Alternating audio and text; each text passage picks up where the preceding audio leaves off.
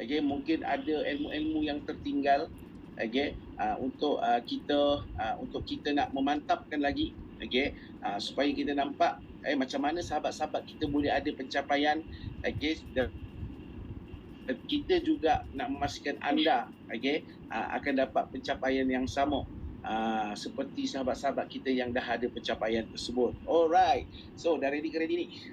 Okey, kalau ready, komen ready, insyaAllah saya akan kongsikan secara ringkas dan padat kepada anda semua. Alhamdulillah, semua dah ready.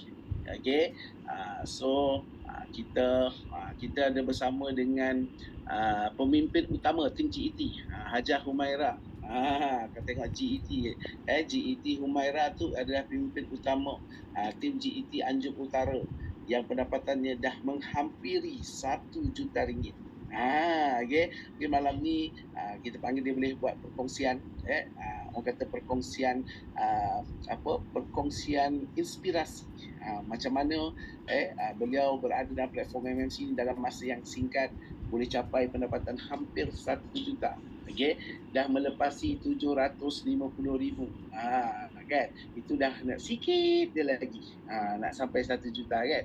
So, dan ramai daripada tim beliau sendiri yang dah mencapai pendapatan 5 angka dan 6 angka daripada GET Anjuk Utara. Sangat luar biasa. Dan insyaAllah mungkin kalau sempat nanti kita akan panggil dia buat sharing sikit. Okey, untuk sharing, dipanggil sharing inspirasi kepada semua sebagai bukti kejayaan beliau di dalam platform MMC. Alright, so